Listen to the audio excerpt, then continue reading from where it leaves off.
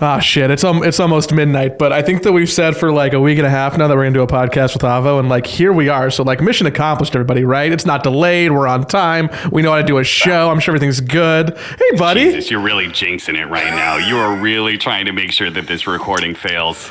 We've only fucked up one. If you're listening to this recording right now, audience, it's because of an act of God, because Joey just jinxes us so hard. Right, because he was playing Undying for an hour as well right before this podcast. Yeah. It's Joey's fault. I might have been a little bit late to our scheduled starting time because I was playing some Dota. The conversation, but I won my game, so it was worth it. Your 60-minute tier 5 game. The conversation we had yesterday was like, what if we do a podcast in 24 hours? We're all across the world, it'll be fine. And then Avo was like, what if we make it 23 hours so I'm not up so late? And Austin was like, great. And then he played an hour-long Undying game, and now we're here. So honestly, everything's fine. Okay, well, the only reason we got that messed up was because of the whole, I think Avo was referring to a specific time when he said 23. I don't know what was going on. It said 1 a.m. I thought I read 1 a.m. on my Discord, so I was like, oh, 1 a.m. is pretty bad, but I can do it. But it's 1 p.m. It's all good. I'm chilling. I just had lunch. It's all good. I have no problem with this. All right, well, we are right in the middle of the CDPC, so thank you, Avo, for taking the time. I'm sure you've been working very, very hard, and I'm not being sarcastic because I saw how hard you worked the first season anyway. This season is easier because we have no budget. That's always great. So, okay. You should have gotten more budget because I'm not getting paid the same amount of money. Yeah. We went backwards somehow, which was not good. You do a good product, and then you lose money somehow. That's the Dota way. So my work this season is more along the lines of what can you make with no money, which essentially is, Avo, how many roles can you do by making your own videos? And so it's more of a DIY thing. If you see any sort of content this season, it's a miracle, and it's because I've learned to edit halfway through the season. So that's fun. I am not looking forward to this. So this is like a reprieve. This is like a rest from my my terrible days. If I'm honest with you. All right. Well, I'm glad we could bring a little bit of happiness. We can talk about happy things. I really do think, Avo, that like that shit you're doing right now, you're probably going to be really happy in like 6 months or a year. Like what you're like putting yourself through a ton of fire, and you're going to come out the other side and be like, man, that really sucked. But look at all the stuff I learned how to do. I mean, that's a good point. I feel like my life is a lot of it like that, where I just put myself through fire, and then I come on the other side and I go, well, it wasn't that great, but I guess I learned something. I always say that to myself in the fire, and then afterwards, I don't know if I'm an idiot or maybe it's not that great what I'm doing. It's just self-sacrifice, but I just like doing this because the end product feels nice. It's not so much the learning. And as long as I feel proud of the end product, which has never been the case yet, I think it's a satisfying season. What's the closest you've got to feeling good about the product? What event? What stream? What piece of media? I mean, the player spotlight, I was pretty proud of the end product that we did last season for GDPC. I think that's when I was like starting to be like, that was acceptable for me. That was an acceptable level of product for me. I mean, as talent, I think it was easier because you do less. Or that's not true. You don't do less. But like, you're telling me, right? Austin, as talent, you do fucking nothing. Yeah, that's true. Thank you. No, I don't want. I don't believe in that narrative at all. I think talent is all prep, and as a result, I do think that is you either deliver or not in the moment, right? Which is easier, at least for me personally, it's easier.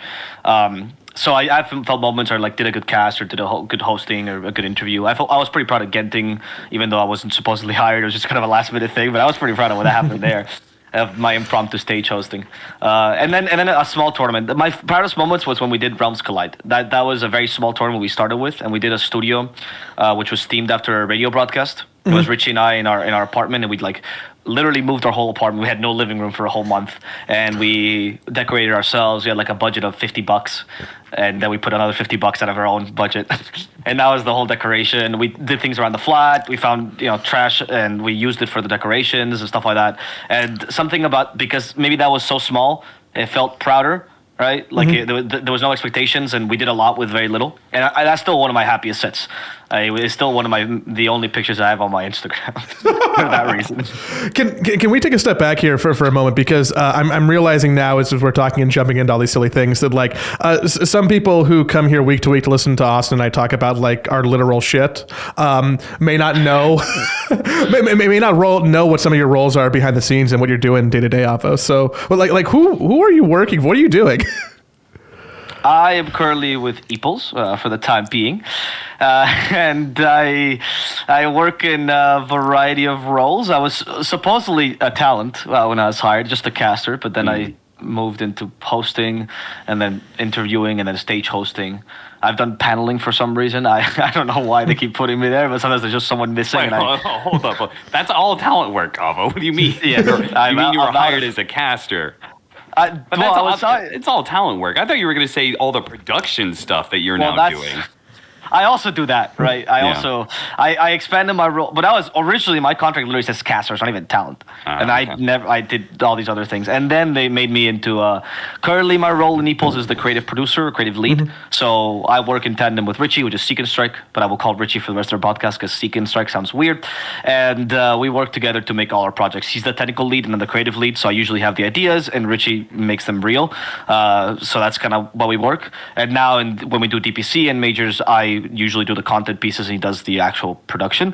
Obviously not in a major because he's one person, I'm one person. You can't do a major with one person. Though we sure tried this Lima major. But for the DPC, it's a little bit more like that. I was going to ask you how burned you got at the Lima major. That was going to be my transition. It was pretty bright outside. Yourself into fire because you do walk away burned when you put yourself into fires all the time. So Eeples was a part of the Lima major, which means that you and Richie were part of the Lima major as well. You want to start with, can we start how did, because Eeples was not the one who won the bid for the first major of the season, right? That was 4D. Yeah. So 4D and I, the people that work in 4D and I go way back. Personally, me, not Eeples. We go way back because we were all Spanish casters together. We're like the OGs of Spanish casting. So I've worked with them many times, sometimes like pro bono because I just wanted to succeed because they represent a studio. They're the closest thing in Spanish to like Mundak, I would say, where it's like casters just trying to make things because someone needs to do it and there's nobody else, right? In the Spanish scene, there's no ESLs, there's no PGLs, there's just them, and now ESP as well, which I would say is closer to the PGL, ESL kind of side.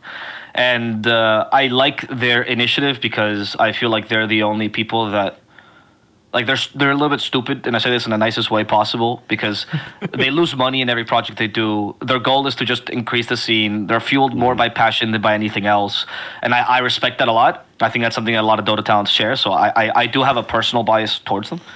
And because we have a long working relationship, when they got the Lima Major, they needed someone to help them out with the English broadcast. And in general, with some of the productions, we helped with World Feed and stuff like that. And that's why Eeples came in. Of course, Eeples is, I kid you not when I say that in the Lima Major, there were 4 people from Eeples. So saying Eeples was in charge of anything is a bit of an overstatement. Is that including you and Richie when you say 4 people? Yeah, it's literally 4 people in total, yeah. So I don't know who the 4th person is from Eeples. It's Pontus's brother, Marcus. Right. Okay, so I do know who the 4th person is. So I did know everybody from Eeples that was there. Yes.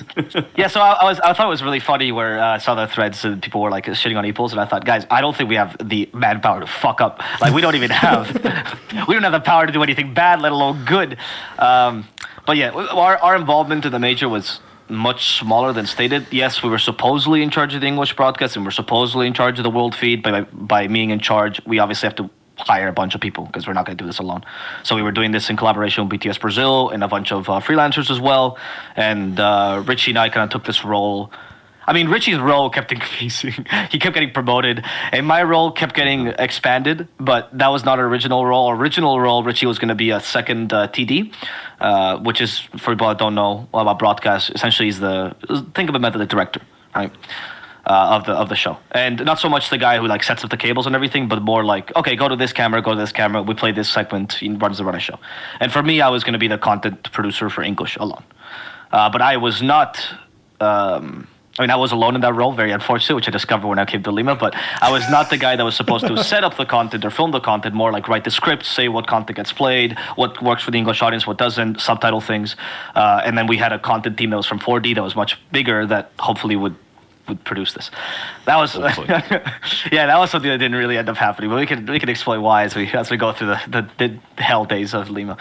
Okay, so you two companies working together. You guys are only a very small part of this. You're only 4 people, so you said you had to hire a bunch of contractors, and I assume, well, I do know that Richie actually ended up going in early. as well to try did and too. like help set things up. You did as well. So what was that like?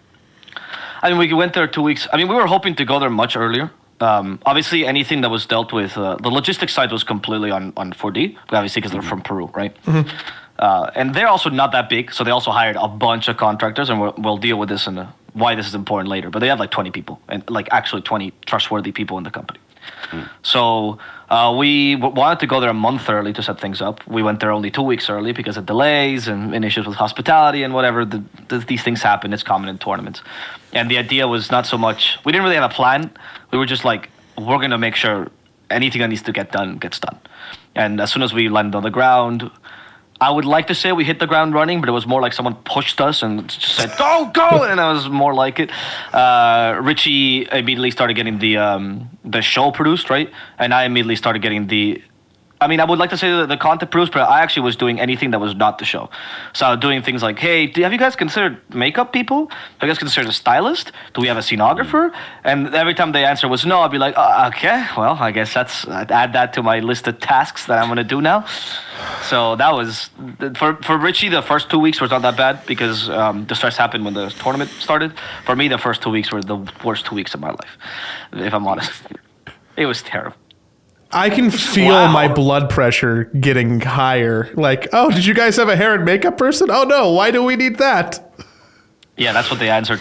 Like the problem with this is that I'm also not I'm not good at these things either. And I was very open to this, right? And this is something that you'll figure out when you work with Hispanics in general, and I get this from Spain a lot, whereas people in Hispanic countries, they don't like saying I don't know what I'm doing. They just go, oh yeah, I'll get this done.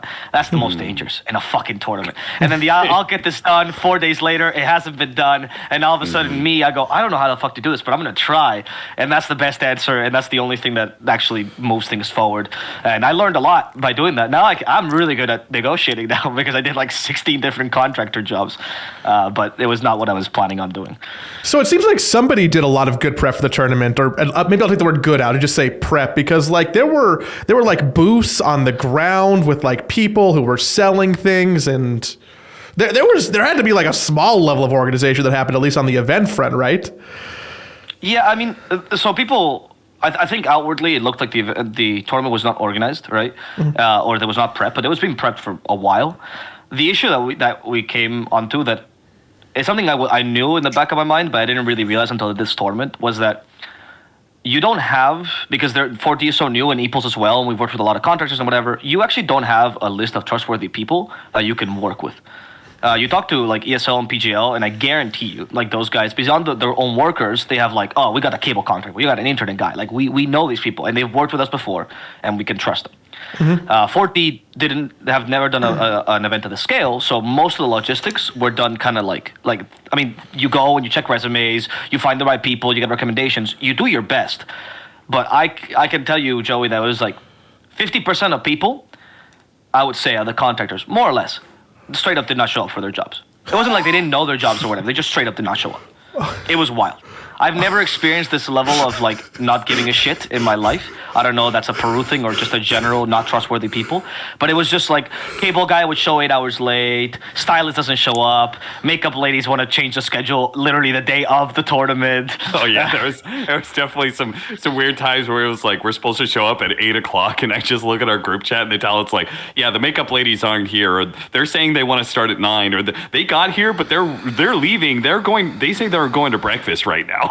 And the flippant, nonchalant attitude of these people was so crazy. Like, I would get translators who would negotiate a price with me, and because I was obviously setting up translators for some reason, and then they would come to the day of the tournament, they're about to translate an interview, they go, I won't do this unless you raise my day rate to XY.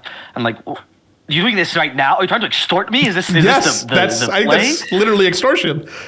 Yeah, so obviously I went, no, you will get no money. I don't care if the Chinese teams never get a spotlight. I will not pay you more. And that was my breaking moment of like, I am not getting extorted by a translator. And it worked. They were ready. But this happened all the time with like various different jobs. And I was very surprised about this. And I did realize the importance of just having people in your corner that you can trust.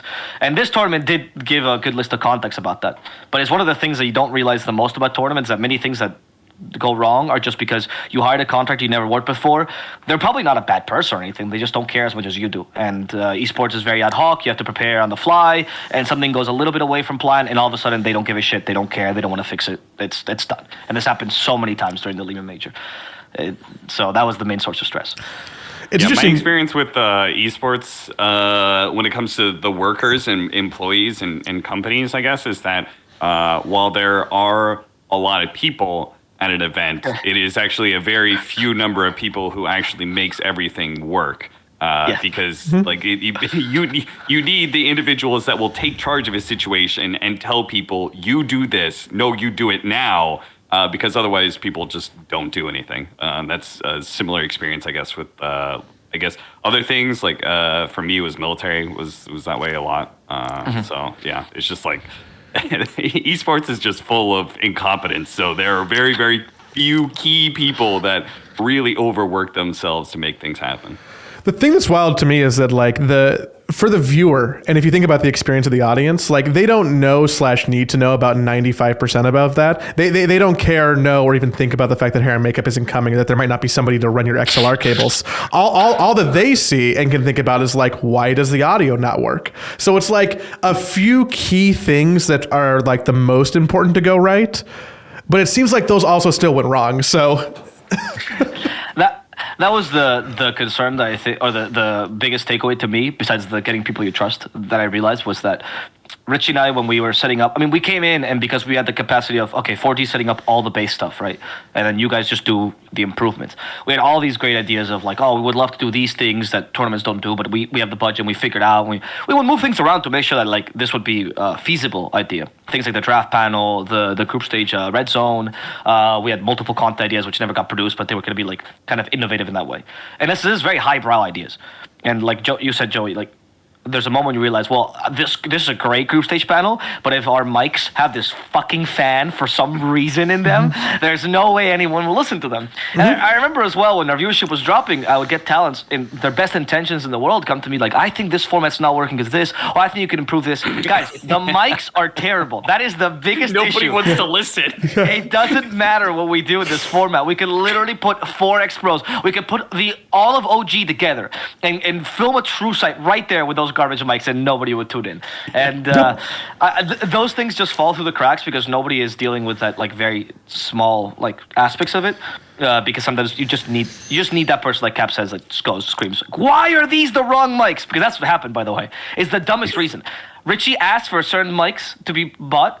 They bought the wrong mics and they bought him a day before. He asked for them 2 weeks before. Nothing happened. And then the day before, I don't know who it was, to be honest with you, but they bought the wrong mics. And then we had to deal with those for the whole group stages. And everything was so on fire that it was only me going, guys, please fix the fan noise. I would come every day to the studio. I feel so bad, guys. I know everything is going bad, but we need to fix this fan noise. It is so stressful. And there's not like a Best Buy, right? You don't just go to like the Lima Best Buy and be like, I'm going to buy 4 Shure microphones. Like, I don't know how you do that production in a country like that. Because I'm used to being able to go down the street and buy 5 microphones or pour 2 out of my backpack, right? So yeah. Equipment was really hard. I can't say how we got a lot of the equipment because it's not legal, but equipment is really, really hard to get in Peru. That tournament worked by a pure miracle. Like, I think a lot of the what most companies in Lima do, they just import them, right? They just import these things, but you have to ask beforehand. So obviously, when we had to rehash some of the equipment list and whatever, when there was last minute issues, when things broke, like there was just no alternative options, and it was just our best. Like Richie and I and a couple of members, actually the CEO of Infamous was helping us. Thank you, Chitian. It was a great savior. But among everyone in Peru banded together to make this work, right? And we would literally go to like flea markets or the equivalent, but there's like tech flea markets in downtown Lima, and we would go there and be like, can we maybe find this equipment here? And we did. That's a lot of our equipment doesn't come from like proper stores. 4D the first days were like, oh yeah, we need a receipt from these places, like when we buy the equipment. By the third day they're like, just buy it, just find it, it's okay, we don't care, we can't reimburse it, it's okay, just get the equipment. And that was kind of how the tournament descended into madness as well. I can only laugh at you. The equipment came from tech flea markets. Yes. Joey, have you ever had to do anything like that before? When I have a problem, I just like go to someone's house and take personal equipment. Oh, we do that too, actually. Yeah. That was also fun. All the casters of Lima were out of equipment for the whole tournament. You should have noticed some of the boxes, what are they called? The soundboards that we were using, right, for communication and stuff. Some of the cheap ones. You're like, why are they so dirty? It's because that's 6 years old and it's been used to cast like 5 different TIs from the home of this poor guy. So yeah, we had a lot of resourcefulness in that tournament. Okay, so the group stage, right? It starts off. You've got all these mic issues. There was some issues with the overlays and stuff. There was just a whole lot of That feels like kicking you while you're down about the set. Like, I mean, that was the first thing I saw, but I'm like. No, it was terrible. It was so bad. I was so angry because I designed the Spanish set, right? I went with I literally asked the production crew in English, and I went, "You guys cool with the set?" They go, "Yeah, we got it. Cool. I'm gonna go help the Spanish guys and design their set." I thought it wasn't needed. I designed their set. Their set was, again, it's not like a fucking work of art, but it was decent. It was passable. It had this like kind of yard feel to it. It was very similar to Ludwig's podcast, right? And then I come to our set. I look at it in the first day of groups, and I go, "What the fuck happened here?" I found that our cenographer didn't come, so that was part of the issue. Of course, we had a cenographer hire who didn't show up, which is I learned was a normal thing. But it did get fixed every day, and you don't know, Joey, how much lengths I went through to make sure that set looked chicha and good. Like by the 4th day, I was pretty proud of that set, but they would take me every morning at 2 a.m. I would take a walk with a social media manager from Infamous, a caster from 4D, and Chitiad and like 2 other people, and they would Peruanize me, that's what they called it, and they would show me all the different places where the chicha music is being played, so I could actually understand what the fuck is chicha, because I have no clue what chicha is. I'm Spanish. What the fuck is this? It's a music genre. It was so stressful. Imagine you get a tournament and it's Finland, and they tell you, oh yeah, it's a Finnish style of music called, and that's the theme of the tournament. Go ahead, Avo. Good luck. I mean, the funniest part about this is that, like, because you guys did pass along to us, like, oh, the theme is chicha, right? And I look it up, right? And it's like the first Wikipedia article is a fermented or non-fermented beverage of Latin America. Right. Like, it has nothing to do with music whatsoever. So you have to actually, like, chicha music, and then you're like, okay, now you start getting somewhere. But it's like, it's not like this like easily accessible thing. No, and it's a complex social movement that has to deal with like class warfare and the importance of like racial equality in Peru. I'm like, why? Why do you have to give me this task? You realize I am the reason. My people are the reason you have class warfare and racial inequality in Peru. There's no way I should be designing this set. So I got a lot of teachings. I had the biggest open mind possible. I just let everyone tell me what their idea of chicha was. Turns out, everyone is either lying or chicha is the most complex thing in the world, because I got like 20 different answers. But I think by the 4th day, and I'm a little bit sad because we only got to see it for 1 day and mics were terrible, but I thought the set actually looked chicha and decent by the 4th day, given our limitations and the ugliest backdrop in the history of backdrops, because I don't know who the fuck designed those brick wall, but that was the worst we've ever done. But that you was got more lights though, I think, right? Like, and I think that helped a little bit. No, we changed them. You changed them? Changed them. Dude, yeah. That was the first thing I did.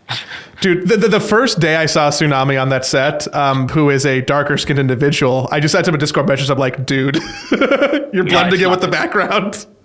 The red lights were terrible. I would wake up, Joey, at 4 a.m. every morning after doing the cast and fixing whatever shit, and I would be like, all right, time to paste posters for 3 hours, and that was my job. And every day I would change a little bit of the set. I would go buy popcorn. I would go to these street vendors to get me like street food so I could like add it to the set and everything. That set driving me insane. And Richie kept telling me, oh, don't worry about it. We had a concert on main stage, and my OCD self could not let it be. I needed that set to be okay by the end of the group stages. And it was okay for like half a day. And I'll take that to me. I'll bring that with me to my grave. I'm okay with that. That satisfied me. All right, well, if you're listening to this, just for Avo's sake, go back through and see if you could find the VODs from like day 4 or 5 of the group stage. Because I don't think, I'll be honest with you, Avo, I don't think anybody was watching. Everybody gave up on that stream after day 1. I didn't even know where to find the stream. I didn't even know where to tune in to watch the Dota. Yeah, we didn't have a social media guy for the whole event, so that also didn't help our discoverability. So if you could do Avo a solid, take a look at that set, and maybe if you like it, send him a message on social media. Meanwhile, you guys. from my understanding, from my perspective, you guys were having all these problems because your stream went on first, and you guys were obviously focused on that and dealing with that. And then I was over there at the, what was it, Aora's offices, going, guys, we're not gonna have a stream. So I've already talked about this here in the podcast. I did it after the group stage, actually. But so the people have already heard this story. But Avo, what the fuck happened? Brother, why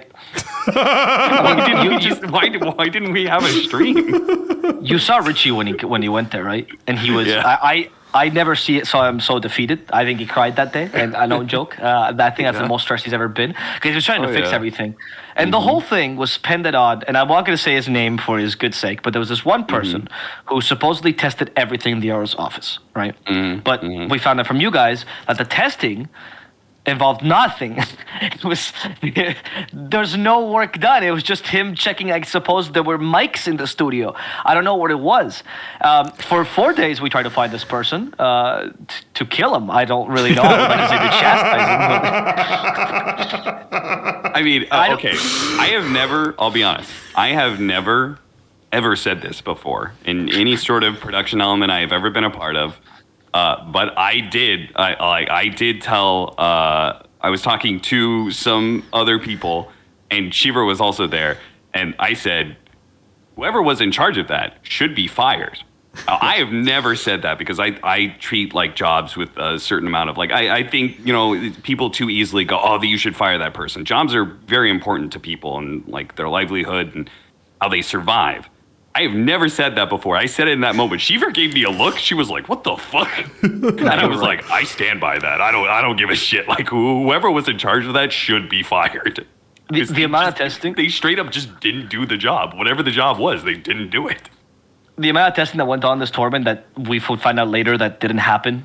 Right, like because they just would confirm it to us. Because at that point we were very naive and we go, why would they lie about this? Right? Isn't it more effort to lie about this than to just test? It's not a particularly difficult job. There are some issues as well where like when we first planned this hours thing. I mean, there were a lot of issues with the hotel where originally it was all planned in the hotel and the rooms kept getting booked and unbooked. And I don't know if that's on the hotel or someone in logistics because I've never heard of a hotel where like. You book a room, they go, it's no longer available, but I've booked it. Isn't that the purpose of booking it? But this happened. There were rooms available up through the main event because I got a fresh one too, so they were not sold out. No, this is the wildest part. Well, I mean, the rooms, of course, were limited. Okay, I'll share a small one. The original idea that they had, which a person that is no longer with 4D, but they had the idea of putting the casters in the small rooms where the players were, so like right next to them. And that was the first thing when we got there. We went, no, please, never. Because obviously the players would be playing right next to the casters who were screaming, and that would cause competitive integrity issues.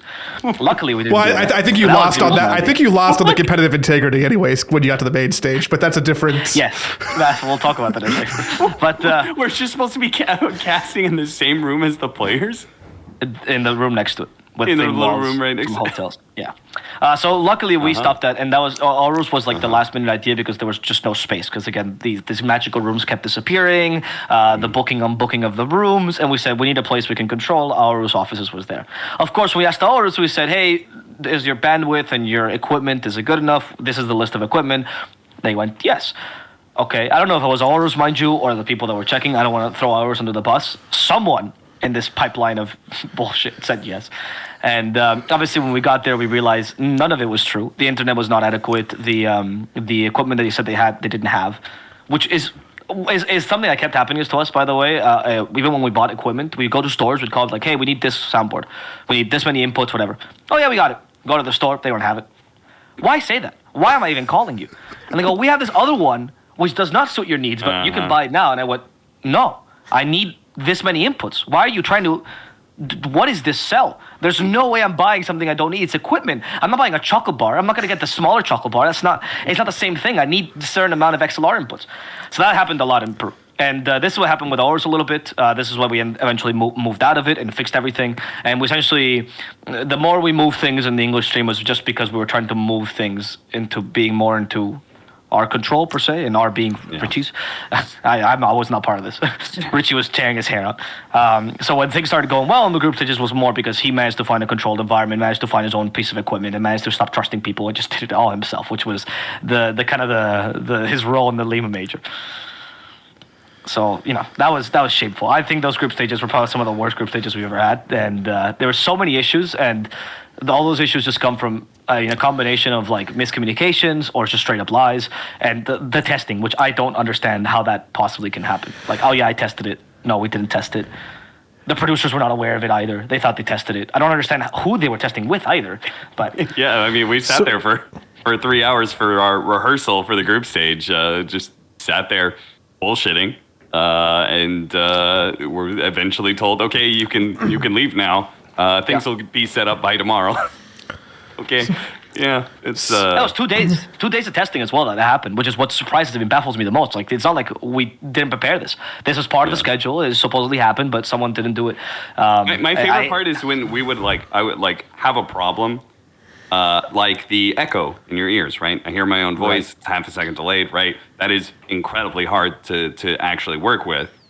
And you would be like, no, this doesn't work. And you would like hand the headset to them and you'd be like, I can hear my own voice, but it's delayed. Like, we need to fix that. That's very important. And, they would just be like, oh yeah, it's good now. And they hand it back and I'd be like, no, it's the same. No, you try talking to me. Like, take on the headset and try talking to me with it on, and then you will understand that what I'm saying is that this does not work. It was just the insistence of like, it's good now. Like, no. That was something weird that we had with a lot of people in the major, and I don't know who specifically from like certain companies or whatever. Again, not throwing people under the bus, but this happened so much. Like, I would go, like I said, it's the same thing with the headphones in the group stage. I would go into the studio and be like, guys, there's a wind sound. Can we please try to fix this? They'd be like, oh, I don't hear anything. I would put the stream, I would raise it. Oh, I think I can hear something. Dude, it is the loudest. It's not particularly. This would happen with my editors too when we were doing content. I'd be like, hey guys, this piece doesn't have subtitles. Go, oh, no, it doesn't. Am I crazy? I'm watching the video right now. Oh shit! Yeah. That you wouldn't check. I don't know. I don't know where this comes from. I don't know if this is a confidence to just say yes, or I don't know where it's come from. Honestly, this baffled me, but it happened so many times. It's the same thing in the studio. We have remember we had the headsets where only one ear was working, and one of the two things. How is that possible? I had to show the guys in the Orus. I would put the ear. I would do this. Like, it's only the left ear that's working. I mean, I can work with this, but just note it, right? Because this might be an issue with the battery. Might have an issue with the mic. I think it works fine. No, I'm wearing them right now. It's not. Here you go. It works fine. I go, okay, let's do an experiment. And I took out the ear that was working. I go, can you hear now? He goes, oh, I see it. So Avo, what does it do to your mental health knowing that you are truly running yourself ragged, working, 18-hour days nonstop for weeks on end to just make this thing work for everybody, and then you load up anything on the internet during the tournament, and it is just the world's biggest dumpster fire of people. I don't think specifically like wanting your head, but just wanting the event's head. Like, do you just have to not open the internet, which you probably don't even have time to do anyways? Like how are you handling that? I actually had no problem with that at all. At least Reddit. I had an issue with Spanish social media because they were hell-bent on the idea that... they were criticizing the Chicha theme. They were criticizing the fact that they showed Peruvians as poor because Chicha is like a working class kind of movement, right? All this other stuff. And I thought, this is so fucking stupid. We don't have audio. I can't believe this is the complaint. But on English Reddit, I thought the complaints were all valid. And in fact, many times I would read, like, these guys don't even know the half of it. They don't even know. This is garbage compared to what we're experiencing. So I actually didn't think we'd received enough criticism, if I'm honest with you. I thought it should have been worse. I didn't like the comparison to Shanghai Major because I lived through both events, and Shanghai Major was worse. I don't know if people have like this weird selective memory, but Shanghai Major was insane. I was doing the Spanish broadcast, test. I remember one day got so delayed that it combined with the second day, and I was there for like 28 hours just casting Dota nonstop in Shanghai because things were just not working. And this event never had that, so it was never that close. But besides that comparison, I actually read Reddit every day. It was good feedback in general. I mean, it's good to go through the feedback. It's good to see what people were having troubles with. So I had no issue with that at all. My mental health was more affected with, like you said, running yourself ragged. And I was really struggling. Richie was not. Richie fit into that role really well, and I'm very proud of him for doing that. But I didn't. I struggled a lot with the moment where I kind of had to take charge, because I'm not that kind of person.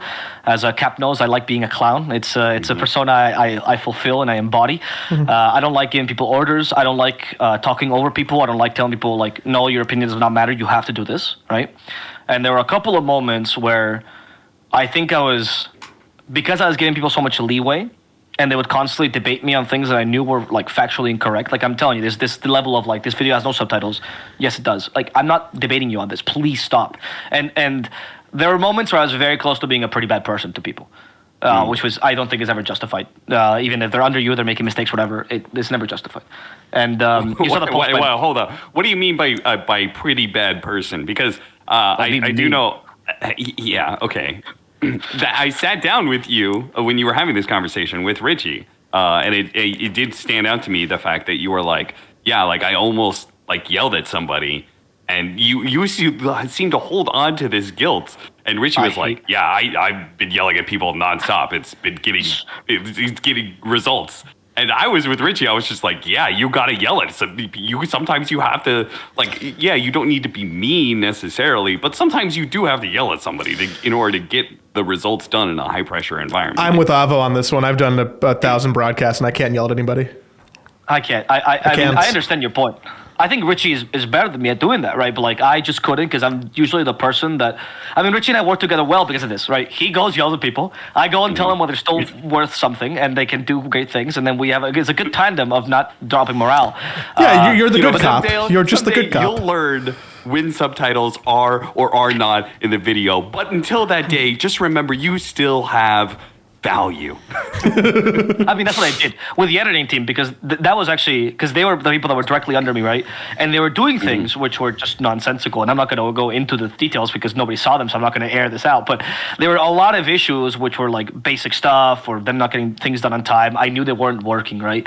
And Blue, actually, which already did a Twitter post, great Spanish caster, was a stage host for the event. He helped me a lot with this, because there were a lot of moments where I was very close to just being straight up toxic, because they're lying to me, right? They're taking advantage of me, and they're not working what they should work, and I'm there staying until 4 a.m. when I have a cast tomorrow at 10 a.m., and I see you going to sleep at fucking 10 and going for 16 cigarette walks. Like, you know, it's insulting to me. But at that moment, I also realized that, like, if I yell and I become mean and I just tell them what to do in a high pressure environment like production, that's going to work, because ultimately they have to get the ball rolling. Like, they have to move forward. The production moves with or without them, right? So yelling works better there. But in a situation like content, preparation of certain things, getting people to be on time on their job, this kind of things, which are more like, I guess, like more like project-wise, it doesn't work as well. And me being mean to them, and there was a moment where I snapped a little bit at someone, I apologized to them afterwards, I don't think that's ever going to be useful. And more importantly, even if that's useful, I don't think I can live myself being that kind of person. It's very dehumanizing, it's very mean, and I don't think I'm suited for that kind of job, personally. So I really thank Blue for stopping me during those moments, and he told me a phrase that really resonated with me. He said, Avo, I don't think you're in control of your own emotions right now. And I said, shut the fuck up. And then I went out of the room, and I realized, yeah, that's pretty true. That's why I told him shut the fuck up to a close friend of mine. So that helped me a lot, and it gave me like a second win during like the maybe the 4th, 5th day of the tournament, and it helped, and it allowed me to be more of that person that's solving issues. I got shit on a lot. I became the clown instead. People would attack me, something would go wrong, I'd be like, fucking Avo, why is this going wrong? I don't know. I was stage hosting. I don't know. But if that helps them vent and that makes them work better afterwards, and that helps them not scream at the people that they have to work with, fuck it, whatever. So I just took a bunch of a battering from so many departments. If you knew the amount of people that screamed at me that tournament, it was insane. It was way, way too many. I can vouch that I overheard one sentence being said to Avo, basically threatening to like rat him out as like the problem for things, and I was just like, I was very close to like saying something, because I was just like, what the fuck? Because I've watched you and Richie, and like I'm just watching you guys like work so hard to try and fix so many problems. Like seeing somebody else like say something like that to you did bother me. But you know, I only knew so many of the details of what the fuck was going on. So I couldn't really have the ground to stand on. But I don't know. People need a scapegoat, and when you're the person that's doing a bunch of jobs, but you're not actually capable of anything, and you're also very comfortable admitting that you're not capable of anything. Like I would tell people, I don't know what the fuck I'm doing, guys. Please help. That was my motto was I don't know what I'm doing. So I think people give when you give that impression, and when you're friendly to them, and when you talk to them at the same level, they think they can scream at you when things get tough. It's not true. But if that helps their morale and it helps them work with others, you know, whatever. If there's something I can do is take abuse. Like I have no problem with that. So if that's what they have to do to work well, yeah, whatever. I'll take it. You know what I mean? It's not. At one point, I didn't care anymore about their opinions. I mean, I do have these people in a list, though. Don't worry. Like, there's grudges being held. Good. But not in the event. In the event, I was just moving forward and being PMA. It was like a game of Dota, honestly. It was actually the closest thing to a game of Dota I've ever experienced. Yeah, when I got to the event late. It was for basically just for the final weekend. I show up on Saturday morning when everybody's getting there, and you looked done. Richie looked like he truly wanted to just crawl into a corner, and I think JJ looked like he got through snapping and got through to the other side where he was just like the Joker and manic. That's a point. Yeah, that's exactly what happened. So. I remember talking to JJ at some point. Like honestly, relatively early on to the tournament, he's just like, "Oh, it's gonna be a shit show." That's what we all thought. It's just, it is what it is.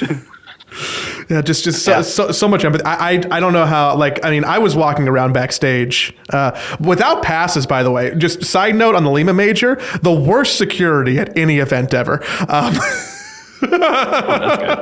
Just a casual note. And I was just like checking out the tech, and I'm like, oh man, this is really a bubblegum situation. I don't know how you guys got that venue functioning for broadcast.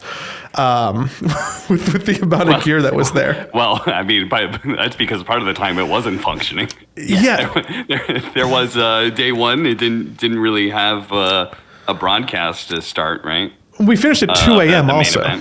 Yeah. As a result, yeah. What was like the major cause for those delays at that point? Was it internet? Was it PCs? Was it audio? Like what was really struggling for that day one, day two main events situation? Okay, there were two main issues. One of them was I can't believe this. One of them was tables. Tables like tables? Yes. I don't know. I think the person they used for like the prototype of the tables and their height was Saxa. Oh, I'm not sure. Because no, it has to be taller because even Saxa complained about the table. You know, the weirdest part is in Peru, the average height's like 160. People are so short there. Where do these tables come from? Who is this giant man who made them? Yeah, the tables were too high for the players. A lot of players would complain. Honestly, I got to give credit to every single team. Super understanding about this issue, but it was the dumbest fucking thing. Like, the tables were just not correctly set, and the player comms are also fucked. So those were the two big issues that we had in terms of delays. There was also a moment where our TZ wanted a monster.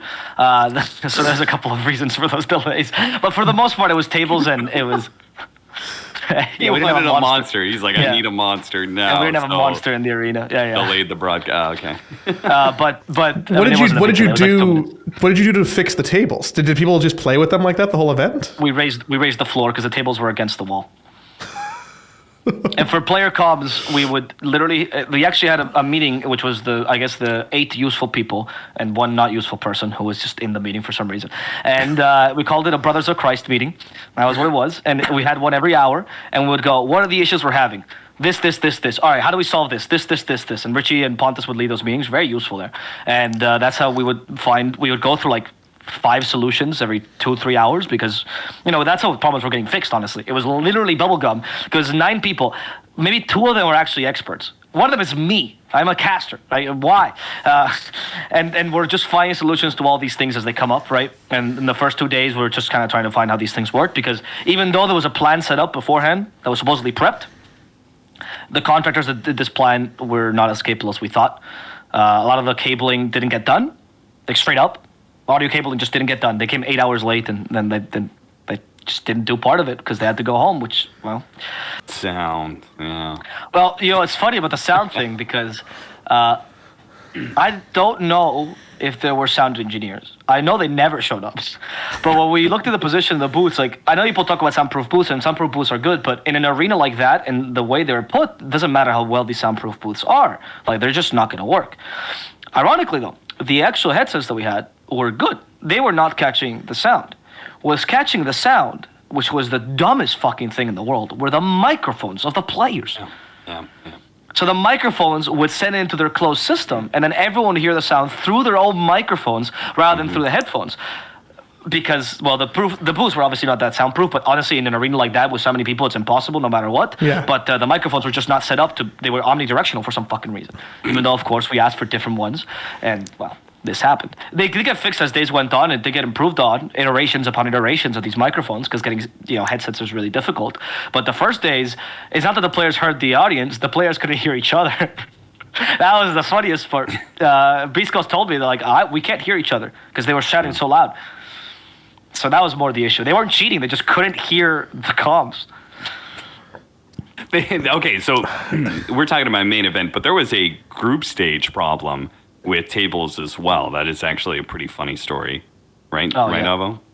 Yeah, that was again, the tables are too high for the players. At first, the first person that complained as well was staking, so they were like, oh, not that big a deal. And then it was sucks. They were like, okay, whoa, what tables did we give these people? And we had a group meeting. It was a Brothers in Christ meeting, except it was like me, because I don't know, it was like a swarm of people, and I just walked with them to try to fix this. There was like 30 admins. And they're like, what do we do? What do we do? Just a bunch of screaming. It wasn't actually any organization. It was the most disorganized meeting I've ever been a part of. It's a panic mob. It really was just all panicking in a hotel lobby. Yeah, and they're like, one person is a caster, his name is Chaos Phoenix. He suggests you guys, I think we can saw tables. I've done this before, because he comes from a carpenter family. He's very confident. I go, okay. And Chaos Phoenix goes, so how many tables do you have an issue with? And someone goes, we have 80 tables. Okay, we need 80 saws for the 80 tables. I'm like, what? I intervene. Guys, we need one saw. Me too. We have like 2 saws. That's all we need. We can reuse the saws. Chaos Phoenix, his mind lights up. Yes, Alvo, that's genius. You saved us so much money. He grabs me, he hugs me. What is happening? It was so manic that people were just losing their mind. So luckily, we did not buy 80 saws. We bought 4 instead, and we saved a bunch of money in our budget because of that. And then we saw the tables, and they were so well sawed. I was so impressed by how well they sawed them, how quickly it was. And it was solved within a day, which I was very impressed by. So, kudos to Chaos Phoenix and his dad, a carpenter. Great job. He was going to be a dentist before this. Now he's sawing tables in an esports tournament. Wonderful. Yeah, that's the story. You know what's fucked up, man? I'm sorry, Austin. No, go ahead. I kind of wish I was there to just be a part of this. Shane said the same thing. I know that like I'm so fucked up and I love this stuff that I would have gotten like my fucking rocks off by running around and being a crazy person, because all this sounds so stupid, but also like such a good time. It's weird. It is kind of a good time. Like, it's stressful because the improv doesn't end up being what you think. Yeah. But and to be honest, I was talking to some people's close friends who also work as Tios, and they were helping me out a lot during this process. Surprisingly, again, the community thinks a lot of this competition, whatever, but most people were pretty kind during that time because I needed help. I didn't know what the fuck I was doing, so I asked a bunch of people. I didn't realize how many friends I had until the Lima major, and. Any small win you got during that time, that's something that someone told me, any small win you get feels like a huge victory. So even getting the makeup team and negotiating them or getting a stylist or making the set look good, whatever it is, like these small victories mean a lot. So in those moments, that was actually what kept me going. I was sleeping like 4 hours a day. It didn't seem that way because I was just running on pure adrenaline. I got very sick after the tournament ended though. But during the tournament, it was great. If I wasn't talent, I think I would have enjoyed that more. The talent part did make it harder because I felt like my talent work was worse because I was doing a bunch of other things. And that felt bad. I was also doing like 3 roles for some reason, which I was not hired for. I was really just a caster. But you got that John Patrick Glory main stage gig, so I mean that'll go down forever, right? I was pretty happy about that. John is a lovely person to work with. I will say though, and I have to make this clear: the testicles, the balls bit, that was his. He was really hell bent on adding that. Really, really wanted that balls bit to go through. So we let him have that. Yeah, he was lovely to work with. That was all mostly improv. I wrote the script, but then we didn't have time to practice it enough, so we just winged it a little bit. He was lovely, but I was not supposed to do that. I was not supposed to be the stage host in general.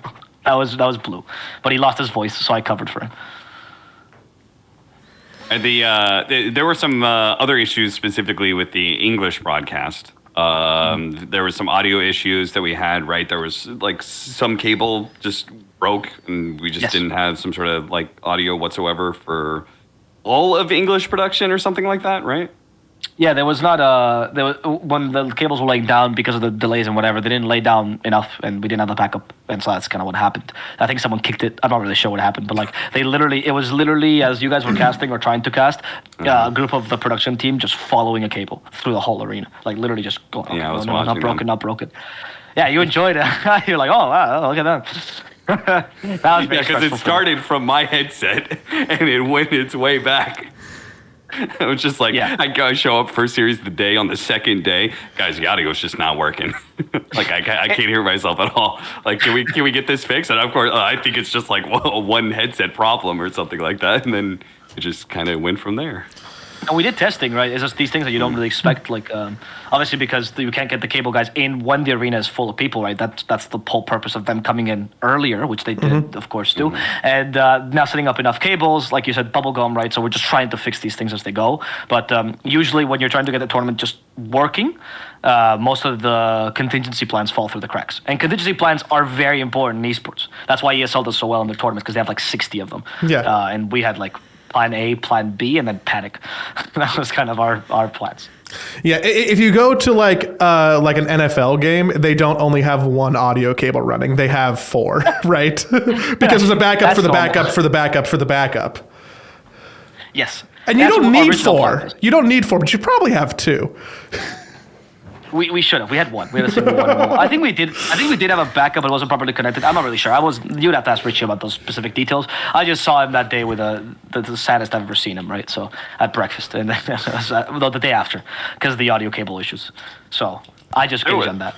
So especially for the main event, there were the Spanish broadcast would start, but the English broadcast would not for a long period of time. And my understanding was there were parts of the broadcast we couldn't show. Yes. On the English broadcast? Why? So we were informed. So obviously, the only thing we understood about Chicha is that it's music. That was the only thing that we actually got about the theme. Again, no offense to Chicha. I'm sure it's wonderful. I'm not Peruvian, so I don't understand it. But the original idea was they had a custom song made, which you saw the video clip, really well done, actually. One of the few parts of the tournament, it looks like it was prepared. They had a concert ready for the first day. It was super exciting. Like I thought that was the best part of the whole theme, because that is the purpose of it. And for like a month and a half, I would even say, Richie and I were telling 4D guys, hey, we have the licensing so we can show this on stream, like the music, because obviously you need to pay for the rights to this music. Obviously our own song, no problem, but the songs that were not our own, because these are mega hits of cumbia and chicha in general. So these are like pretty big songs. So we had to ask for rights for those. And now I know that apparently we did have rights, but the communication until the day that the concert happened, and even afterwards, right, was that we didn't have rights.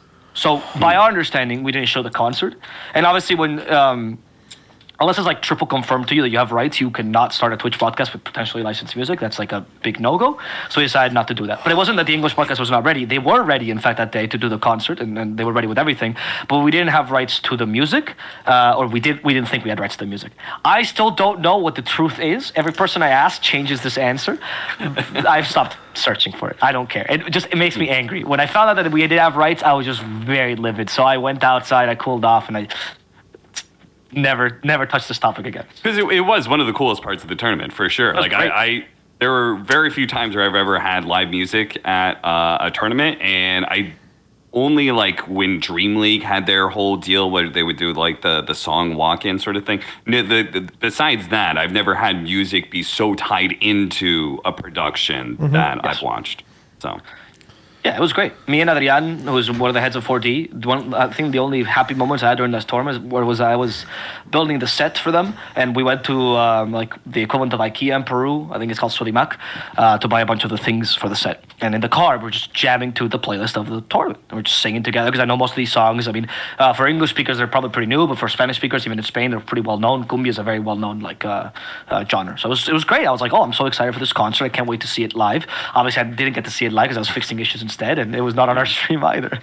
But it was great. I recommend you go back to the 4D VODs and watch it. It is honestly a concert to behold. They got a really famous singer to do it as well. It was pretty big. God, I didn't even know that happened. I truly had no idea that even happened. Like no That's shit. most of our tournament. Yeah. You don't know how many content pieces, Joey, I had to film and scrap. I have 35 scripts that never got produced, among other things. It's like this tournament is a graveyard of ideas. Is what it was. That's a bummer because I just know how much wasted time that is, and clearly, like the through line through all this is that you didn't have time. So to just throw some away on other things is just gutting. Yeah, I felt bad. I mean, I'm used to this because it's happened every time as a content producer for events. I just like scrap some scripts. Yeah. You can ask Slacks. I think that's his experience every tournament. There's a few other talent who have gone through that process of having a segment or a piece of content and it doesn't make it onto the broadcast. And some people can be very upset when that happens. Yeah. I've seen that, and it's really funny because I had this conversation with some talents when that happened, and I always think, bitch, you don't even know the half of it. You don't even know what content is like, dude. And for our content, yeah, the scrapping of scripts felt a little bit bad, but not that bad. It just bothered me that they wouldn't tell me beforehand. Or it bothered me the reasons, right? Like if we do a script, I always produce more scripts than needed, like for DPC, for whatever. And if a script doesn't get produced because we're missing something, like we realize not for the theme of the event, a team gets knocked out, that happens all the time, that's fine, right? Or a team's doing poorly, it no longer is a good script for them, fine, I don't care. But if the script gets not done and the reason was quite literally Lima, I couldn't find a cameraographer. There was just not a videographer available ever for me. They were doing other things all the time, which never got produced either. That kind of stress that bothers me because it's like this is just a lack of planning and logistics, and we could have fixed this easily. But I'm not the boss of the videographer, so I can't tell them, please be here at this time, which I did try, but it did not work. They went, you're not my boss, you can't tell me this. And I went, okay, touche. Caught me. I guess we're not filming. Dude. Lying was I like that. You sly dog, you. I'm not your boss, so you can skip out on work. Very well done. Joe, you got any more questions? You got any more questions about this tournament? I think I have a big one. How did they get this contract?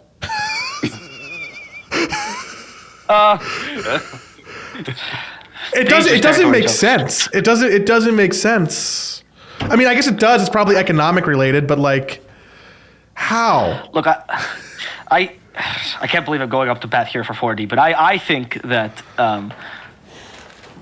it's really difficult in Dota right now.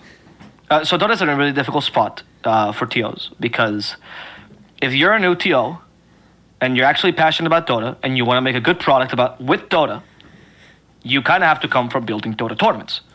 And the chances of you having done a major before are none because you're new. That's the whole point, right? And you're not going to be able to do a Valorant event at a similar size with a lot more help because Riot is much more interventionist in that sense, right? Or a Rocket League or whatever the hell. You don't get the chance. While I understand the purpose of, like, it is always the issue that Dota will have as an esport, which is I think Dota is the only esport, or stands out to me that it needs passionate individuals more so than anything else. I think it's a very specific community. I think the watchers only watch Dota. I think the usual esports shenanigans don't fly in Dota. I think we have a very weird style of doing comedy and doing everything. We have slacks. Like, there's a lot of things that make our esport very unique. And it's important to bring up talent. And talent does not just mean literally casters, but it's also important to mean TOs. And there's the same issue that you have with hosts, right? Well, like, if you want to host for TI, are you going to pick a host from outside? Or are you going to pick a host who's done Dota for a while? Well, if you bring Frankie, I guarantee you Frankie has 10 times more experience than anyone that's ever done Dota. Nat will never reach the experience that Frankie has done because Frankie can do multiple games. But Nat comes from Dota. or Snare or myself or whomever, right? And that's always going to be a debate. It depends on who you ask. But I think for TOs, it's not really up for debate because you kind of need to give these guys chances. You need a TO that's going to be the South American TO, and you need to at least at one point give this dude a chance. And in the case of 4D, I would not say that the issue was giving him the contract, but more so maybe it should have been the first major. Maybe it should have been the third. Because in the first major, particularly fiscally, it's really difficult to find sponsors. Which 4D found a little bit, but the English podcast has none. We'll have BetBoom, that's it. So obviously there was a lot of money lost there. You have a lot of issues with preparation, of course, because 4 months to prepare, that's something as 8 months, right? So maybe for the first TO, you would consider not giving the first major, you would give a little one. But obviously the first TO is hungry, and I can tell you that was not a Val decision, that was more of the TO's decision, thinking, well, at least we get a major if we do it first. And that could have been a mistake. You could argue that for 4D, that could be a mistake. But you got to get to start somewhere, right? They took a big risk. They failed. But I wouldn't want them out of Dota. I know people will hate them for this major, but you need to have an alternative or a competition to ESL PGL, right? It's important to have new TOs that are coming into the game. It's important to have TOs that care about the game. And when I tell you that 4D is stupid, they are really stupid. Because they're really stupid, they pay their workers well. They pay their casters well. They actually try to create a good environment. They care about this. So, I don't know. I was really angry after the major at them for everything I went through. Captain was more because I was a little bit more open about this during the event. And it was a very stressful experience. But I think for the ecosystem, it's important to give these chances even if they fail. One bad major won't define your esport, but having no TOs will. And an esport that's growing old will lose TOs over time, I would say. Yeah. Especially Dota TOs. I think that's very well put. I want to tackle Slate Lil. So the first TO, you don't have very much time, right, to both prepare. And you said 4 months. Yeah, more or less. So that's the amount of time that they went from bidding on the major. They got the confirmation that they got it, and then that was the remaining time from when the tournament actually starts. I would say, I don't know if it's exactly 4 months. I mean, it was like around TI time, right? Because that's when the majors get decided, right? Or a little bit before TI or whatever. So more or less. Joey, from your experience, production of this size, and you're not on the tournament organizer side, but you do have some experience with selling for sponsorships and stuff like that. Like, what would be a normal amount of time for something? What would you expect? Like, what is like the minimum that should be expected in something like this, and especially from the selling sponsorships aspect? It's inversely proportional to the experience of the crew. So the more experience your crew has, either be it in sales or production or live broadcasting or whatever, it's the less time you need, right? So if you're talking to a bunch of people who are doing this for the first time, they need more time for everything. I'm sure if there is still passion inside of 4D and people who care, which I'm sure there are a lot of, there's so much to learn and take away from this that I think is like a big picture long-term win. But oh man, what a hit to their like brand and just like trust and community sentiment by being hung out to dry like this. I couldn't do an event like that in 3 months without spending probably 5 times the amount of money they did. Is the thing. Yeah. I mean, that's something that I think they took the risk, right? And that's the stupidity of Dota people in general, right? We take bigger risks, even though we know from every source that our esport is not the most profitable, and lots of TOs could do other esports instead, and we just do it for Dota because we just love the game. I think Eeples has had chances to go to other esports. They chose not to. I am to blame partially for that. Rich is to blame partially for that. Pontus is to blame for that. Like, it's just a matter of we just like this esport, and obviously that's not a justification. I feel bad when I say these things because I hate appealing to passion. When you're a viewer, like you want a product, you got paid for it. I understand you want people to do their job, but at the same time, they didn't really pay for it. But okay, sure. I don't want to go down. They are watching for free, but yeah. My point is like they're viewers that they're part of a community. They have a right to feel like they are owed more. I have no issue with that narrative. It's just more along the lines that as someone who's also the insider, it's important for the scene to give these second chances. Because not everyone will come with this experience, and it's a hard appeal to make. I also will say that I think people think these jobs are more coveted than they are. Esports production in general are not coveted at all. It's actually one of the biggest reasons why you have issues in getting professionals, right? Because you can't pay the salaries that literally any other studio production can. Not Dota. And so the people you get are half passion, or they're me, where you're like, why is this guy here? He's unqualified, but he's doing things, but he's unqualified. There's no way I should be running this kind of tournament. Like, there's no way I should be helping behind the scenes. But they need someone to do things, right? Same with Richie, same with whatever. Like, someone just steps up and they do the best they can. And that's mostly what this esport is about. And then sometimes people get good enough and then they just get poached by the people who will pay them more money, because eventually, no matter how much passion you have, if you learn to be a really fucking good TD, someone else will come knocking and they'll pay you 5 times as much. Yeah, this is going to happen to some people soon. Yeah. A lot of people in that major are getting poached. Let me tell you that, and that's because also in those moments of high stress, you also you can look at the best resume in the world, but you also want people that are easy to work with in moments of high stress and they're willing to put that extra mile, right? Go that extra mile. And I think a lot of people in that major proved it. Like, as much as I know who I will never work with after that major, I also know who I would trust in my life. There are people in that major who I would straight up, I would give them my firstborn child, like, take care of it for 2 months. I wouldn't care. I would trust them. It's fine. It's all good. It's literally like going through a traumatic situation with these people, because it was so stressful and there was so many emotions there. Yeah, when you're in the shit together, right? It bonds people together, and in a way that like very few other experiences really do. I think that part of something of what you said, I guess, could you just give me like, why was this major a shit show? Can you give me like a big broad picture of like, you know, what that explanation is? It was logistics. I mean, it's one simple word. It's logistics. When you work in smaller shows, and I'm sure you've experienced this in Cap, like, you work in small productions, you have control over everyone, and usually you have a very small group of people. Yep. Not only are things usually getting done because the small group of people tend to be much more passionate, hence why they're working in smaller shows and not a big production. But also, you know immediately when things are going wrong. There's ever so few things that can go wrong, right? There's only so much prep, there's so much plan Bs and plan Cs that you have to make. Mm-hmm. In the grand scale of things, when you do something like the major, you're working with, I think there's 2,000 people are employed in total major, right? Like, for the vendors, cabling, people building booths or not building them for that matter. The table guy, I need to find that dude. And all these things, when a small piece is missing, you need someone who's overseeing the bigger picture, whose only role is to oversee the bigger picture, who tells you what that piece is going to make, what that piece will crumble, right? Well, if someone messes up their job, nobody at the major knew what the repercussions of those were. Okay, so cabling guy is 8 hours late. That's obviously bad. I know he didn't do his job. Okay, I get it. What happens now? Like, how do we save this? We didn't have that person, because there was not enough people, who said, right, we need to plan this as contingencies now, because we just messed up in this aspect of our plan. We have this grandiose plan, and this went wrong, let's fix it. That didn't happen. And we also have the logistics person who is very good. We need that person who says, these people are not very good, and these people are very good.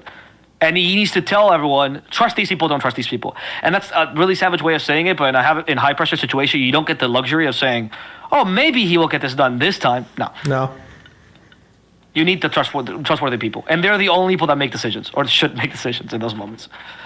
And I guess one other thing on top of that, you said it was a failure, but I do think the tournament came together in the end. Just like the group stage, I feel like the first 2 days were terrible.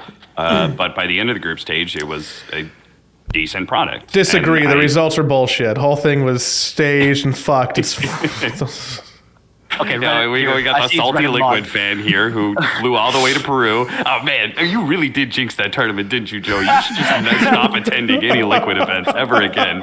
You should just only send other people to do that job. But I think by the end of the main event, I think the end product was good. And so many times I've heard from tournament organizers that are not nearly as inexperienced as like 40 was, that like what matters is the final show. Like as long as that comes together in the end, then the tournament was a success. So by that metric, I would say that this tournament was not a failure. That's for certain. Right. I guess. I mean, we also had 6 days of main event, which is the biggest any major's ever done. Right. Most majors do 3 days, 3 to 4. Yeah. Right. 6 is a huge amount. So there's a lot of things that we can do to pep ourselves up, and I think that's fine. I feel like, to me though, it's more about the process, right? I've seen some tournaments which look amazing, and the process was terrible, and some tournaments that look just okay, but the process was great, and that's what matters in the end. I think the product to me doesn't matter as much because I'm already behind the scenes, so I already know what went wrong, and I already know what would be to fix it. I don't consider things a failure or not a failure. I obviously joke about that because that's the opinion of the community. But to me, it's more about learning from this experience and seeing what we can do better. And on a more personal note, of course, because all these things were happening, I didn't feel particularly proud of my talent performance in that major, and it was important to me to do a good job. And that was something that I will carry with me for a while. I thought it was okay. I thought I could have done certainly better. I thought I was dealt a pretty bad deck of cards, but I did what I could. But I don't think what I could was my best, and that saddened me a little bit. I'm impressed you got in front of camera at all, like knowing that everything was going on. Like you. I was about to say Richie didn't, right? Did Richie do a single cast? Oh, he did one cast. Oh, that's right. Which was not very good because we didn't practice at all, and our cast was very difficult, and he was stressed out. But we did what we could. It was an okay-ish cast, not the best games either. But yeah, that I carry with me much more so. It's a little bit saddening. That's why the whole talent versus TO thing, it's like it's a very difficult thing. Slack said this already, right? I will never be talented TO again. You shouldn't. I wasn't even TO. I was just content manager, but I just did more things because why not? But that's the only thing I do carry myself as more of a failure, or not failure, but it could have been better. I guess that's the right word. Well, Avo, I appreciate all of your hard work. And same goes to Richie. And I feel like you guys, from my perspective, worked your asses off and were put in an impossible situation. And if you weren't there, then I have no fucking clue how much worse things could have gotten. So, you have my appreciation. We had no player comps. No makeup, no player comps. That's the two things I can guarantee you. Golly. But yeah, it feels good. It feels good in the end to have that. And I also gained an appreciation in that event, not just for the peers and production, but also for talent. I think it's very difficult when you're a talent because we're friends, you would say. Some people were friends, not necessarily everyone. But you compete against each other, so it's a very difficult situation because if a talent succeeds, sometimes it means you're not succeeding. And it's difficult to come to terms with that. And I've definitely felt jealousy when talents succeed, and I'm not ashamed of admitting it because it's my job I want to do their job, right? Sure. But this was the first event where, quite genuinely, after this event, I don't think I'll ever feel it again. If anyone that worked that event, particularly, but in general, the talent that I do trust, succeed, it's going to be pure joy and excitement. If I can do anything to help out the people that did so much of the event, just to do better, even at the cost of my own talent work in this case, I wouldn't care anymore. And I was very happy to breach that threshold because there's a threshold I was bothered by morally for a while. And now I just wanted to do well. I felt like I honestly, I didn't, I know from I kept on asking. I was like, anything you guys need, I will help with. Anything you need. But you never took me up on that. I didn't do shit. And I feel like most of the talent honestly didn't really do shit. The day one main event was a long day for some people. That was the rough one. But I feel like for the most part, it really wasn't that bad for talent at all. Didn't it just give you flashbacks of old esports? Like you guys could have been there and been like, man, this is so nostalgic of 2012. Yeah, like 12, 14-hour days. Yeah, whatever. 16-hour days. Yeah, we've done those before. Yeah. I don't know. That's the difference actually from the talent thing. I was actually talking to somebody else about this. Is like the difference is, and I've noticed differences in way that the talent interact with each other. Is that it used to be that the day would start and you would all get on the bus together and you would all leave at the end of the day. Right? And so everybody's day was the same. Mm-hmm. And nowadays there are shuttles going back and forth all the time for these tournaments, and talent could just be like, it's fucking 11:30. I guess I'll get out of bed and I guess I'll head over to the stadium. You could do that sort of thing. But it used to be that you would all go in together and you would all leave together at the very end. And I think that did form a certain kind of bond where even if you only worked one series, you ultimately were at least there at the tournament the entire time. And that also usually meant that if you were there, you wanted to work. More people wanted to actually be doing stuff. And nobody really got upset about different workloads and stuff like that. So. I don't think the jobs are particularly important. To me, I think the talent did a great job, particularly the panels. I think they carried a lot of the show. And that was, I feel partially responsible. I was supposed to be on content, even though it wasn't my reason why the content didn't get produced, but I felt bad about that. But it was the vibes that they gave me. There was a couple of moments, Gabe aside, who's now I determined 100% a serial killer after this tournament. Everyone else had a pretty positive demeanor, didn't laugh at me and make sarcastic jokes like fucking Gabe, and everyone was kind of made the misery a little bit more livable. I thought in general it was like the vibes of the talent and the players in general were surprisingly good and understanding.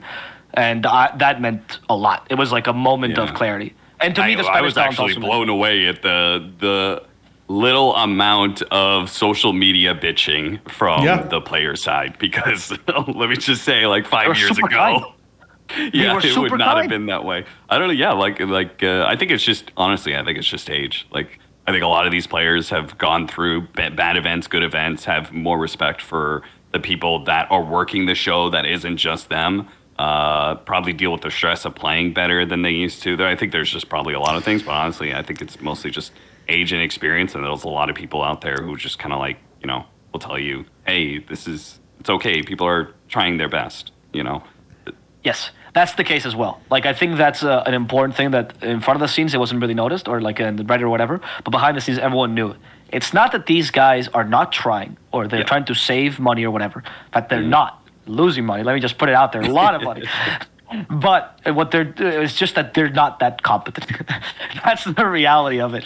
And that's okay. I mean, because a lot of these people went through that, right? I mean, obviously there were some competent people. That's not entirely true, but it's the idea that they're trying, and that's what matters. And a lot of players knew that, and they would ask for requests and be like, let's see if we can make this happen. And people would bend over backwards to make sure these requests happen, because we cared for them, because we didn't want the players to be angry. Not because of the social media, because they're just people. Mm-hmm. And there was certainly a lot of this idea that we're a community for this event. I cannot tell you how many people from Lima came in. I've worked in the Spanish team for like 10 years. I've amassed a fair amount of contacts. Every single person on my fucking phone was in that major in some capacity, helping. It was crazy. We had the CEO from Infamous running, like literally being a runner. The guy from Live Media, like the CEO of Live Media, is helping 4D sell sponsors. Why? Their competition doesn't care.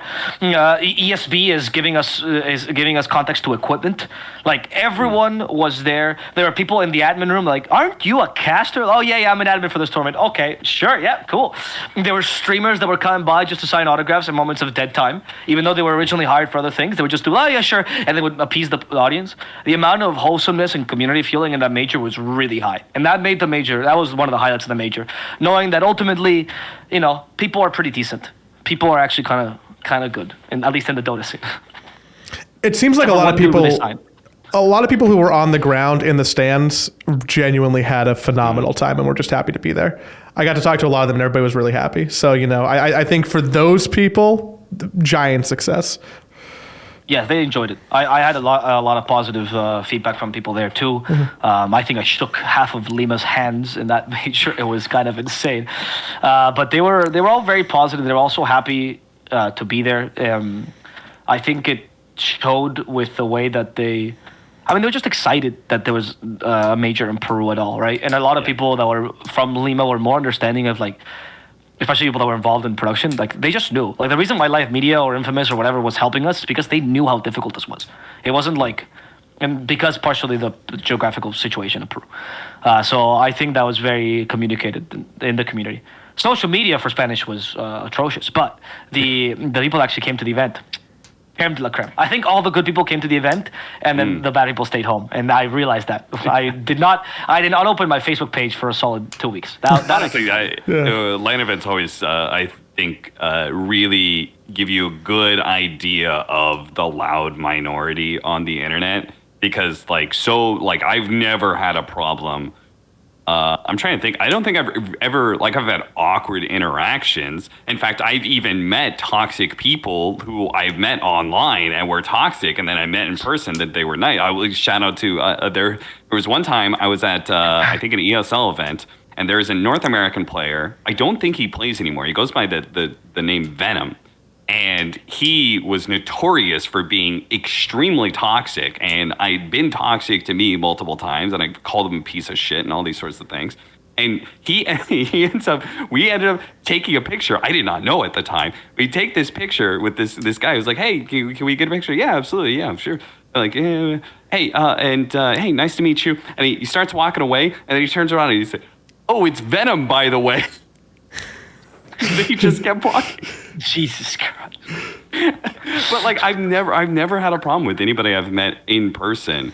But like, like obviously there's just like there's this loud minority. Like the difference of what people are like in the venue and what people are like online is very different. It always blows my mind how many stupid people listen to our show when I go to events around the world like this, because the amount of like a dozen people at the venue are like, oh, hey, we listen to the podcast. And I'm like, why? Yeah, people tell me to say hi to Joey all the time. Yeah. I'm just like, huh? So I mean, I truly only met really nice, wholesome people at the entire time, and I had a great experience. I think these people are lying. I'm not as wholesome as you guys. Okay, I met one guy at the event. What do you mean you're not as wholesome, Mister? I can't yell at people. I feel will hold the guilt for the rest of my life if I yell at somebody. Yes, because I hold the venom inside of me, right? Like your friend is. Okay. It's all inside. Look, there was one guy that came to me. Obviously, most people knew me not as an English caster, but as a Spanish caster. So he came to me. He goes, "Avo, I followed you for years since you changed your name. Oh, I'm such a huge fan. Great, sign autograph. Can you give me a hello?" I filmed a video for him. He goes, "I'm this guy." I'm like, "Oh, that sounds familiar. Yeah, I send you all the death threats." I checked my Facebook, and in fact, he does. He does send me death threats. And I'm like, okay. And he goes, yeah, I'm a big fan. See you later. What the fuck? I don't even know what to say. He was so nice. He was genuinely the nicest person ever. And then I realized the world is a farce. The world is a farce. Everyone is fake. Don't trust people. No. I just think people in real life are more conditioned. The way he expresses love is through sending you death threats. They humanize you when they see you, and I think that changes a lot. And that's my take. I don't think that they're better people. I do think that general people on the internet are very callous when they speak to others. Oh yeah, it's just that we are characters on their screen, and they don't treat the people they see on the screen as real human beings. That's all. Yeah, they don't have empathy through the computer. And when they in real life though, it's good to have empathy, because some people don't have empathy at all, and that's the scary ones. Like the one wearing a Scream mask, and we never found him again in the event. We don't know where he went, but he was very Ghostface. Somewhere in Lima, he's still there. He's there. He was the one who cut the audio lines. Yeah, he was the one. He kicked those XLRs out. Yeah. That was actually a funny story. That was the only moment when Richie very worrisomely commented on my cast of Jenkins. When we saw Ghostface, we talked about how he's not there anymore. We started joking about murder, and then Jenkins was calling it a mass murder. And Richie immediately in my headset goes, "Avo, please steer Jenkins away from mass murder. Mass murder is not good for broadcasting." Not a Richie. There are enough problems at this event. Please don't add on the rumor of a serial killer in the midst of it. It was specifically those two words that just triggered the fuck out of him. I was like, okay, I'll do this. Anyway, Jenkins, what about the game? Yeah. It was very funny though. I like those moments. Richie, when he gets serious, it's kind of a funny guy. What you got anything else you want to talk about for this major, or anything else in general? For me personally? Yeah. No,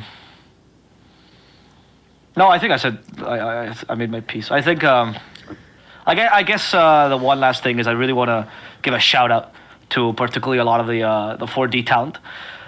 Because a lot of the Spanish talent, well, that's not true. The people that worked for 4D, not the Spanish talent, the people that were there, and they were also talent.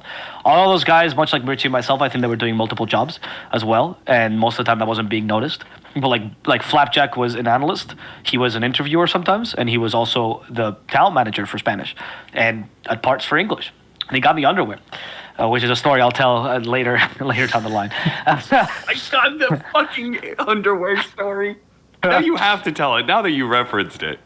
Okay, I'll tell in a sec. But I want to give a shout out to Flapjack, to Blue, to Imperius, all these people, great, wholesome people, fantastic people to work with. All right. Yeah, I only met a couple of the Spanish talent, but I did meet Blue. Seemed like a very lovely guy. I mean, I've met him before at an event before, but yeah, he very lovely guy. And then I forgot his name, the host, the guy I told you that I'd really like it. Yes, Neka. Thank you. Yeah, Neka was great. Met him. Yeah, super nice guy. Like again, it's like one of those sort of things that, like, as talent, you don't understand the words, but you can kind of tell who does a great job. And I thought both of those guys were very good. They were also very nice. They're very good. They're very good. All right, I'll tell the other war story, and I'll try to not ruin my career in the process. So You don't have to tell it if you don't want to. well, no, I think it's fine. I think it's kind of a funny story. Jenkins told me the other day he told 2,000 people. So I thought. He already told this story for you. Oh, that's nice. Yeah. And I was like, what do you mean 2,000 people? How many friends? I think he told that stream. But one thing I've learned about Jenkins real quickly is that he is such an open book about his personal issues and stuff like that. He will tell you things and he just doesn't seem to have any ounce of shame. And I think he thinks that other people operate the same way and will just, so if you share something with him that might be, a little bit awkward, shameful, something like that, like he doesn't even think about it and will just then regurgitate it to the rest of the world if the opportunity comes up. Yes, especially if he thinks it's funny. He just thinks it's like good content. He has no concept of human beings. But it's your content. It's not his content.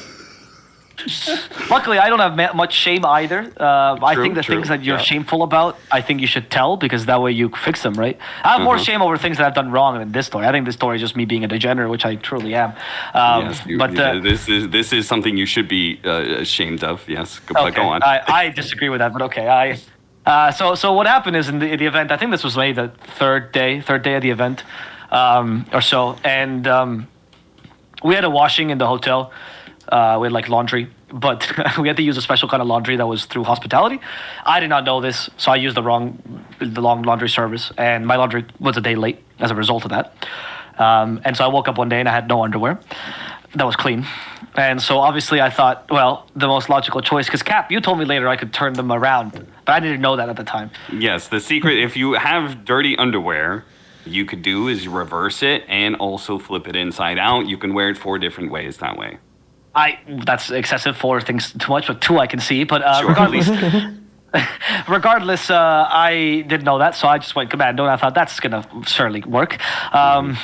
So what I didn't realize, and this happened at the beginning, I was sitting on the bus, and it was fine. It felt a little bit uncomfortable. It was fine. I was wearing like shorts, whatever.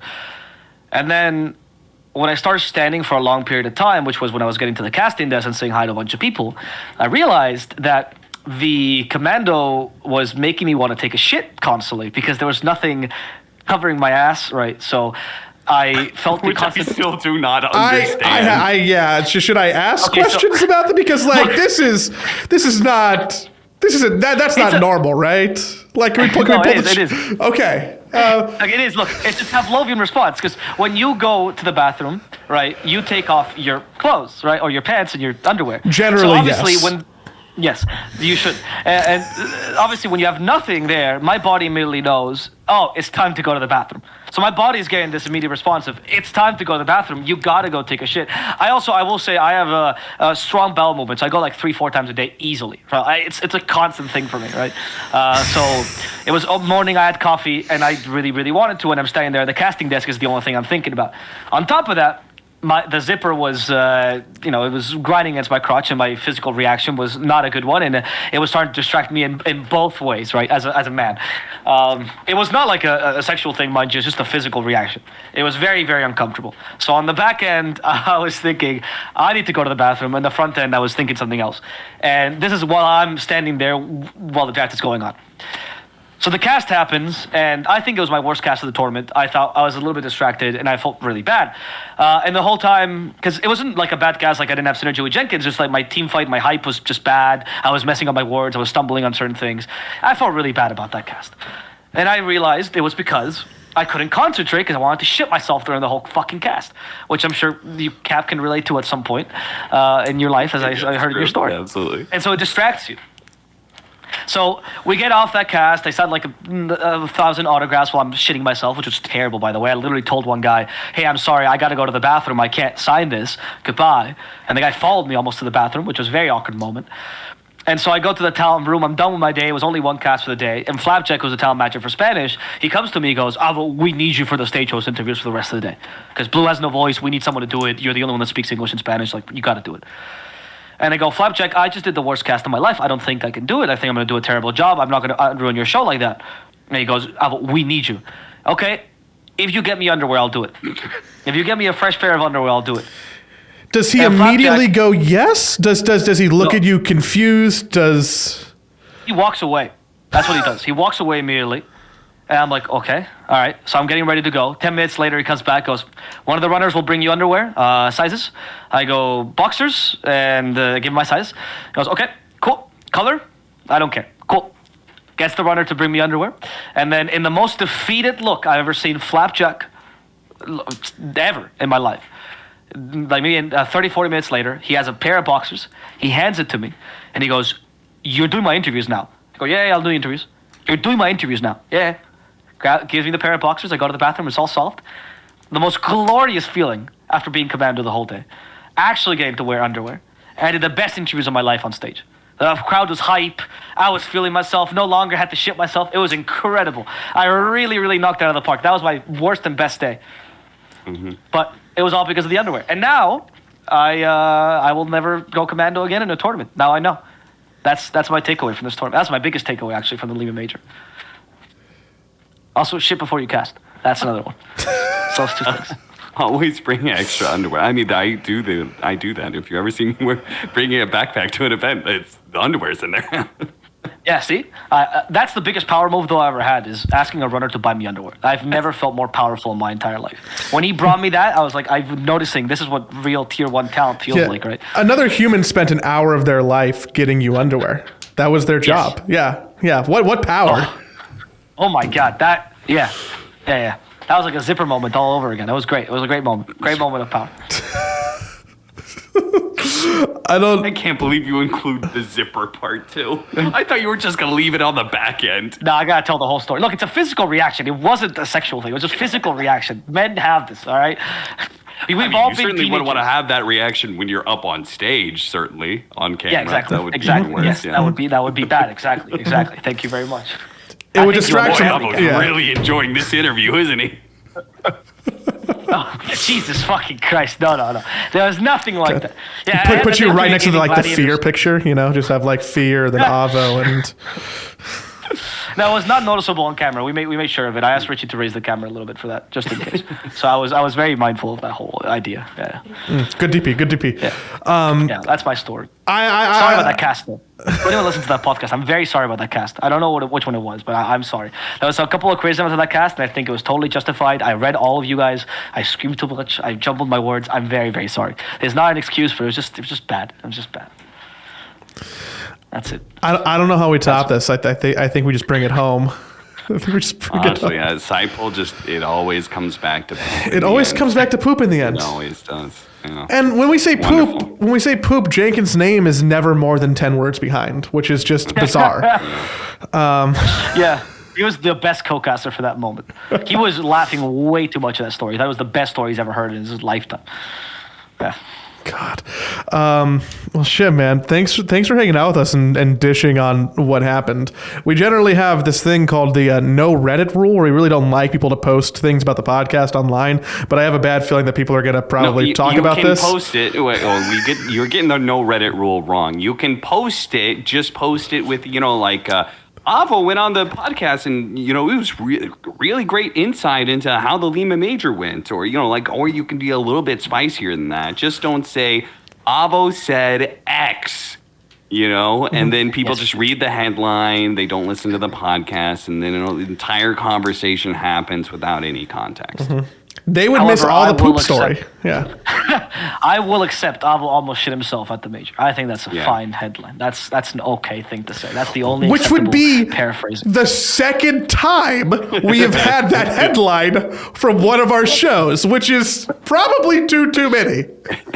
Yeah, but in Cap's way, it's like it was a meaningful piece. I remember reading the article. It was good. It was a moment of vulnerability. And mine is just a degeneracy story. So I don't want to put in the same category as Cap. His Pavlovian response to not wearing underwear is apparently he must shit himself. He trains his asshole like he trains his dog. Like, okay. That's another good headline. Yeah, all these are acceptable within my universe. Yeah. You don't even want to know what it's like when when Avo starts getting down for sexy time. He takes off his underwear and he's just like, I gotta take a shit right now. No, because I'm belaying. I don't have sex standing up for a reason, right? As long as I'm belaying, it's all good. It's the standing up that does it for me. I understand. Of course, Sorry. I'm going to stop the recording.